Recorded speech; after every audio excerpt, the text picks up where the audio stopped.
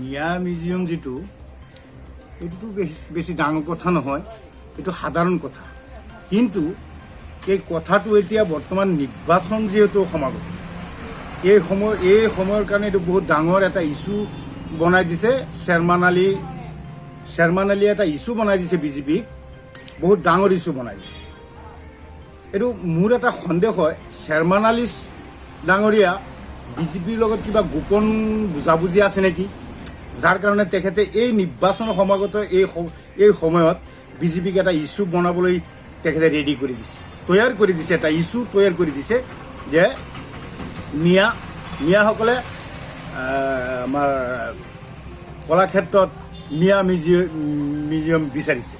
এই কথাটো কাৰণ যিহেতু বিজেপিৰ কোনো ইছ্যু নাই, বিজেপি অসমত এনেকুৱা কোনো কাম কৰা নাই যে যি কামৰ জৰিয়তে ৰাইজৰ ওচৰত গৈ পেলাই ভোট বিচাৰিব, তেনে কোনো কাম বিজেপিয়ে কৰা নাই।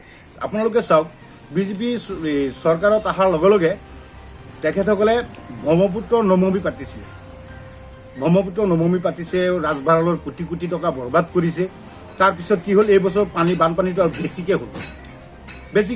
তাৰপিছত ৰাইজক প্ৰতিশ্ৰুতি দিছিলে যে ব্ৰহ্মপুত্ৰ খনন কৰিব, দুয়োপাৰে হাইৱে বনাব, কিন্তু নকৰিলে, কোনো কামেই নহ'ল।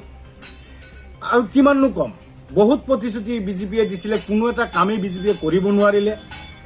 যাৰ কাৰণে কি বিজেপিৰ এটাই ইছ্যু আছে, সেইটো হ'ল হিন্দু মুছলমান, ইয়াৰ বাহিৰে আৰু একো নহয়। আৰু সেই সময়ত শ্বেৰমান আলী ডাঙৰীয়া এটা ইছ্যু আনি তেখেতৰ সন্মুখত দাঙি ধৰিছে, যিটো ইছ্যু লৈ নেকি আজি মন্ত্ৰী ডক্টৰ হিমন্ত বিশ্ব শৰ্মাই গোটেই অসমখন আওৰাই পেলাইছে। এইটো বৰ লাজ লগা কথা। কাৰণ কি শুনক, মিয়া মিউজিয়াম কলাক্ষেত্ৰত মিয়া মিউজিয়াম বনালে অসমীয়াসকলৰ, আমাৰ অসমীয়াৰ মান সন্মানৰ আঘাত আহে। যিহেতু দেখা গৈছে অসমখন আমি ক'বলৈ গ'লে অসমীয়াৰ ভিতৰত আপুনি আকৌ তেওঁলোকে যে দল সংগঠন বা শ্বেৰমান আলী হওক, তেওঁলোকে মিয়া মিউজিয়ামৰ শব্দটো উঠাইছে, এই বিষয়ে আপুনি মতামত? এইটো নহয়, এইটো কথাই নহয়। এটা কথা শুনক, আমাৰ যিটো নেকি বৰদোৱা, আমাৰ শংকৰদেৱৰ জন্মস্থান, আৰু শংকৰদেৱ যিজন নেকি আমাৰ অসমীয়া ধৰ্মগুৰু, তেখেতে মিয়াক লগত লৈ ধৰ্ম প্ৰচাৰ কৰিছে। চানখা যিজন আছিলে, তেখেতৰ আজিও এই তেখেতৰ জন্মস্থান বৰদোৱাত আজিও আছে চানখা। অসমীয়া যিটো ভাষা আজি অসমত প্ৰচলন হৈ আছে, এইটো ধৰি ৰাখিছে মিয়াসকলে। যেতিয়া নেকি পাহৰি গৈছে চাগে মন্ত্ৰী ডক্টৰ হিমন্ত বিশ্ব শৰ্মা ডাঙৰীয়া কিজানি পাহৰি গৈছে, 1961 যিটো নেকি ভাষা আন্দোলন অসমত হৈছিলে, সেই সময়ৰ পৰা 1972লৈকে যিটো নেকি অসমীয়া ভাষা মিয়াসকলেহে ধৰি ৰাখিছে। নহ'লে কিন্তু আজি অসমত অসমীয়া ভাষা নাথাকিলে হয়।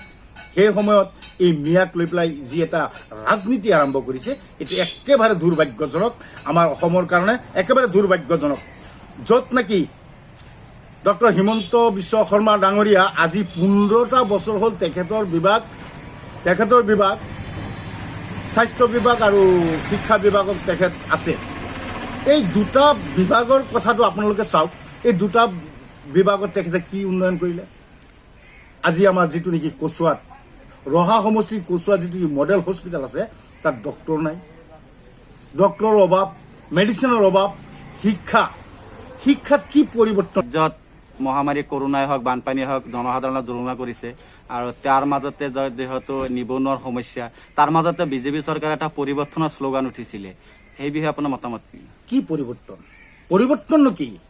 আপুনি এটা কথা চাওক যে ভাৰতবৰ্ষৰ ভিতৰত কোনো এটা ৰাজ্যতেই বেঞ্চাৰ বোলা কোনো শব্দ নাই, বেঞ্চাৰ শিক্ষা অনুষ্ঠান নাই। আমাৰ অসমখনত বেঞ্চাৰ শিক্ষা অনুষ্ঠান আছে। তাৰ পিছতো তেখেত মন্ত্ৰী হিমন্ত বিশ্ব ডাঙৰীয়া, তেখেত আজি 15টা বছৰ একে লেটাৰিয়ে এই শিক্ষা বিভাগত মন্ত্ৰিত্বত দায়িত্বত থকাৰ পিছতো আজিলৈকে বেঞ্চাৰ শিক্ষা অনুষ্ঠানবিলাক আজি পৰ্যন্ত প্ৰাদেশিকৰণ কৰিব পৰা নাই, শিক্ষা ব্যৱস্থাটো উন্নত কৰিব পৰা নাই।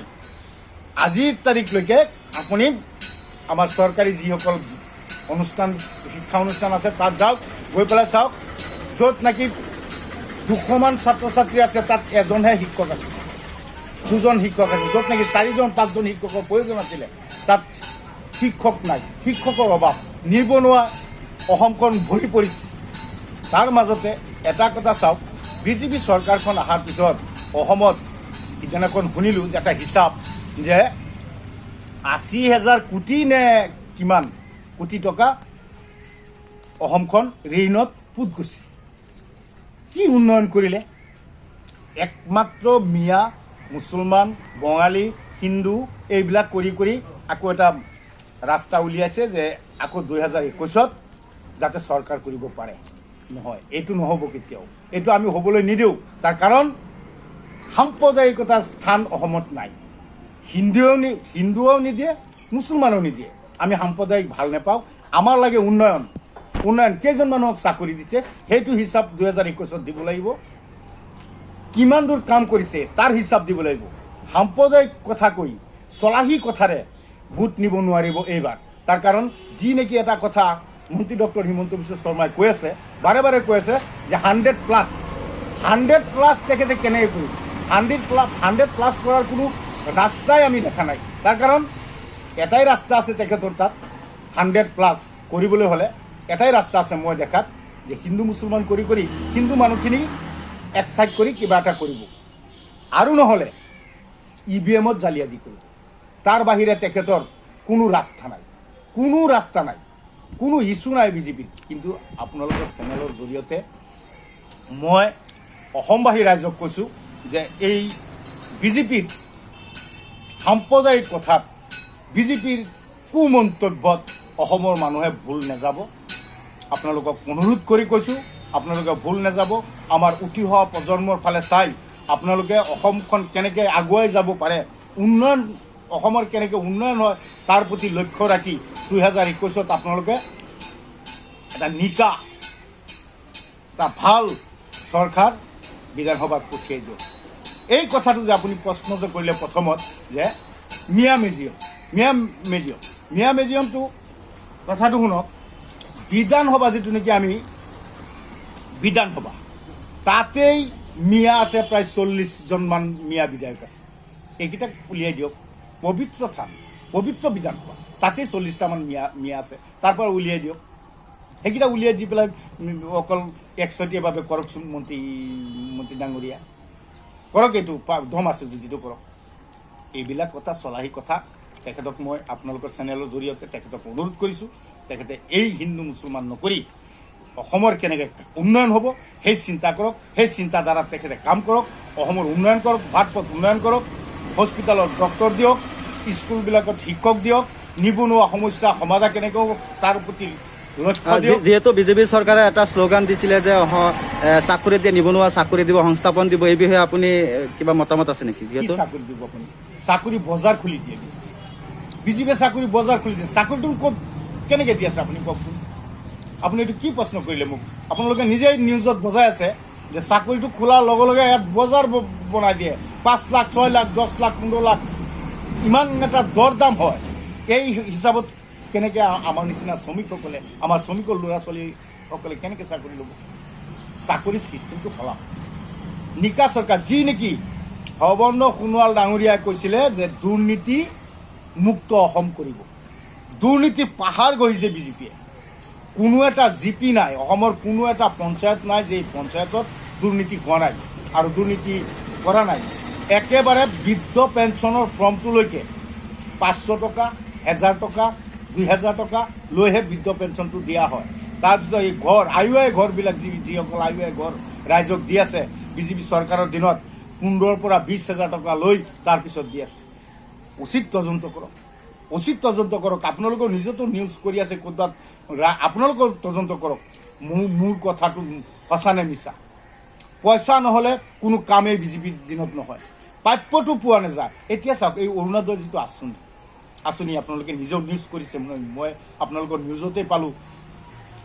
পইচাৰ বিনিময়ত যোগ্য মানুহক বাদ দি অযোগ্য মানুহক, নোপোৱা মানুহক, য'ত নেকি যাৰ ঘৰত নেকি ফ্ৰিজ এটা থাকিলে সি নেপায়, ফ্ৰিজটো দূৰৰ কথা, তাৰ ঘৰত চাকৰি আছে, যাৰ ঘৰত নেকি গাড়ী আছে, ধন সম্পত্তিৰ মালিক, তেখেতসকলকে এই ফৰ্মটো দিয়া হৈছে। আৰু সেইটো লৈ বিভিন্ন অসমৰ বিভিন্ন ঠাইত বিভিন্ন পঞ্চায়তত প্ৰতিবাদো হৈছে, বিভিন্ন ব্লকতো প্ৰতিবাদ হৈ আছে। এইবিলাক কি হৈ আছে? তেখেতসকলে কি কৰি আছে? সমাগত নিৰ্বাচন একেবাৰে সমাগত, তাৰপিছতো যদি এনেকৈ কৰি আছে আৰু মিয়া কৰি এই এটা বিশৃংখল এটা সৃষ্টি কৰিবলৈ ঘূৰিছে। মই আপোনালোকৰ চেনেলৰ জৰিয়তে মই ডক্টৰ হিমন্ত বিশ্ব শৰ্মাক অনুৰোধ জনাইছোঁ যে আপুনি এই মিয়া কৰি নাথাকিব। তেতিয়াহ'লে কিন্তু 2021 আপুনি পস্তাব লাগিব। ইলেকশ্যনৰ জৰিয়তে নহয়, 2021 যিটো নেকি লোকপিয়ল হ'ব, সেই লোকপিয়লত মিয়াসকলে মিয়া যদি আৰম্ভ কৰে তেতিয়া কিন্তু অসমৰ অস্তিত্বই নাথাকিব। এই 2021 চনত যিটো নেকি লোকপিয়ল হ'ব, চেঞ্চাছ হ'ব, সেই চেঞ্চাছত যদি মিয়াসকলে বাংলা ভাষা আৰম্ভ কৰি দিয়ে তেতিয়াহ'লে কিন্তু অসমৰ অস্তিত্বই নাইকিয়া হৈ যাব। বঙালীয়ে যদি এইবাৰ বিজেপি চৰকাৰ অহাৰ লগে লগে বৰাকবেলিৰ এজন নেতাই কৈছে যে আমাৰ অসমত বাংলা ভাষা লাগে বুলি। তেতিয়া ক'ত আছিলে এইসকল নেতা? মাত কিয় নেমাতিলে? এষাৰ মাত শুনা নাই। মিয়া মিডিয়াম বিচৰাৰ লগে লগে চিঞৰ বাকৰ লাগিলে ইফালৰ পৰা সিফাললৈকে।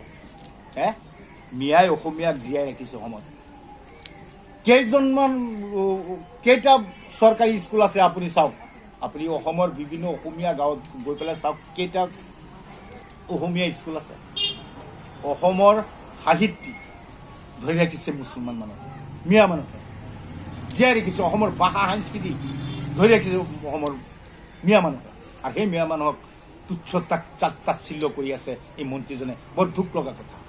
তাত বেছিকৈ দুখ পাইছোঁ, অতিকৈ দুখ পাইছোঁ আমি সিদিনাখন কলাক্ষেত্ৰত যেতিয়া নেকি মুখ্যমন্ত্ৰী ডাঙৰীয়াই ক'লে যে মোগলৰ আগ্ৰাসন হৈছে অসমত।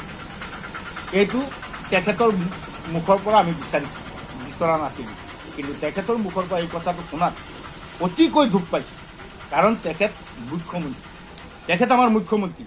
তেখেতৰ আগত কোন মিয়া, কোন অসমীয়া, কোন বঙালী, কোন কি, এইবিলাক কিন্তু তেখেতে বিচাৰ কৰাৰ হেৰি নহয়। তেখেতৰ আগত চবেই এক সমান, একে চকুৰে চাব লাগিব। সেই জেগাত তেখেতৰ মুখত এই ভাষাটো শুনাৰ পিছত অতিকৈ দুখ পাইছোঁ আমি। তেখেতৰ এই ভাষাটো শুবা নাপায়। তেখেত এজন মুখ্যমন্ত্ৰী, গতিকে আৰু তেখেতে নকৰিবনো কিয়?